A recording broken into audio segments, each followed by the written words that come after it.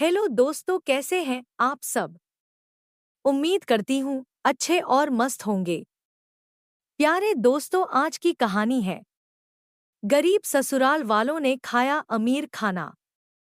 गांव के एक छोटे से घर में रहने वाला रामलाल और उसकी पत्नी लक्ष्मी मेहनत मजदूरी करके अपना गुजारा करते थे।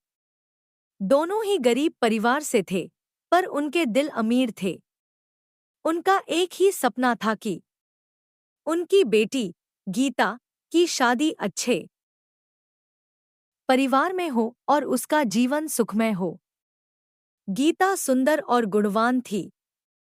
उसकी शादी की उम्र हो चली थी और माता पिता ने अपनी छोटी सी जमा पूंजी उसकी शादी के लिए जुटा रखी थी।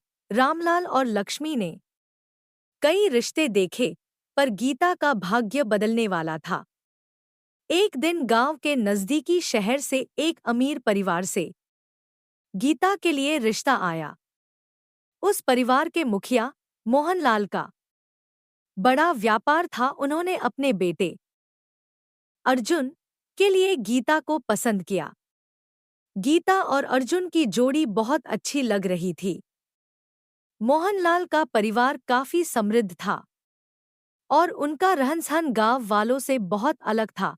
रामलाल और लक्ष्मी के मन में एक ही चिंता थी कि उनके ससुराल वाले इतने अमीर हैं और वे इतने साधारण और गरीब हैं।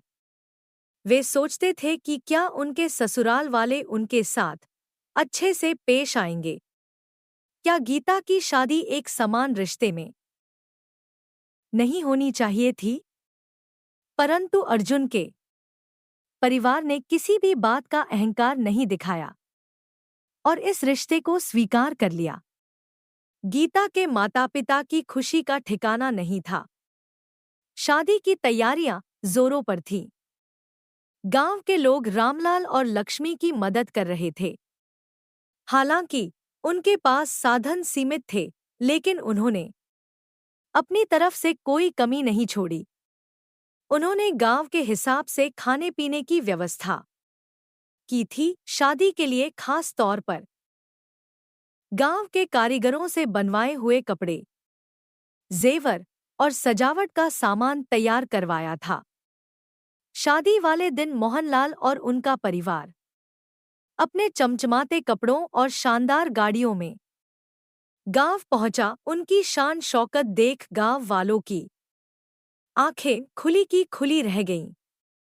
रामलाल और लक्ष्मी के मन में भी हल्की सी शर्मिंदगी महसूस हो रही थी कि वे इस तरह के लोगों के लिए अच्छे मेजबान नहीं बन पाएंगे। शादी के समारोह के दौरान जब खाने का वक्त आया तो रामलाल और लक्ष्मी को चिंता सताने लगी। उन्होंने गांव के परंपरागत भोजन की व्यवस्था की थी। सादा दाल, चावल, सब्जी और कुछ मिठाइयाँ। यह भोजन साधारण था, लेकिन स्वाद में बेहद लजीज।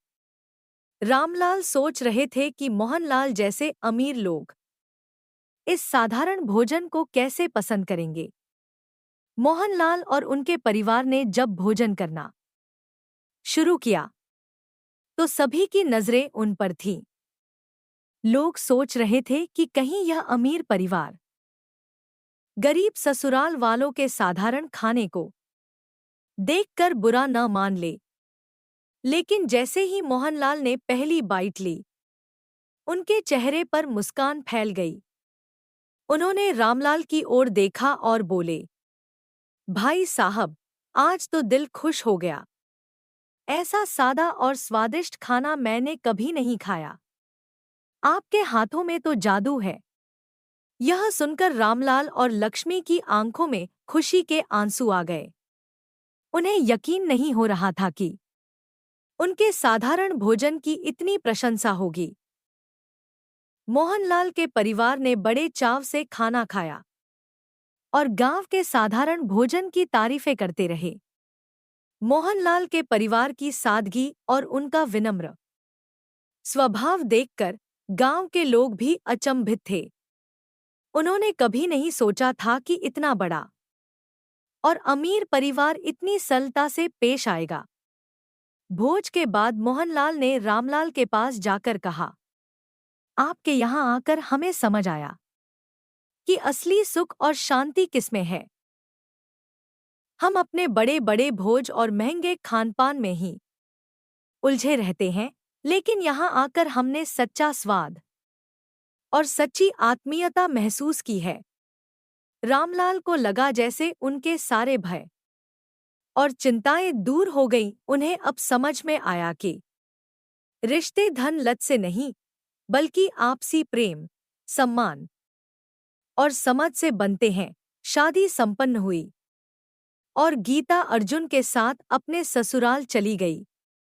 रामलाल और लक्ष्मी का दिल भारी था, पर उन्हें संतोष था कि उनकी बेटी एक ऐसे परिवार में जा रही है जो उसे केवल भौतिक सुख ही नहीं, बल्कि मानसिक और आत्मीय सुख भी देगा। समय बीतता गया और गीता का जीवन अपने ससुराल में बहुत सुखमय बीतने लगा। उसके ससुराल वालों ने उसे कभी महसूस नहीं होने दिया कि वह एक गरीब घर से आई है। अर्जुन और गीता का रिश्ता भी दिन ब दिन मजबूत होता गया। मोहनलाल और उनका परिवार हमेशा रामलाल और लक्ष्मी से भी सम्मान और प्रेम से पेश आता रहा। रामलाल और लक्ष्मी ने महसूस किया कि जीवन में असली समृद्धि केवल धन से नहीं होती, बल्कि रिश्तों में सादगी, ईमानदारी और प्रेम से होती है। यह कहानी इस बात का प्रतीक है कि जब हम अपनी धारणाओं को पीछे छोड़कर खुले दिल से रिश्तों को स्वीकार करते हैं, तो जीवन में सुख और समृद्धि खुद ब खुद आ जाती है। गीता की शादी ने यह साबित कर दिया कि अमीरी और गरीबी केवल बाहरी पहचान होती है, असली पहचान व्यक्ति के दिल, सोच और आचरण से होती है। गरीब ससुराल वालों का यह अनुभव इस बात का जीता जागता उदाहरण है कि सादगी में भी उतनी ही सुंदरता होती है जितनी अमीरी में प्रेम और आदर, चाहे वह किसी भी रूप में हो, सच्चे सुख का स्रोत होते हैं।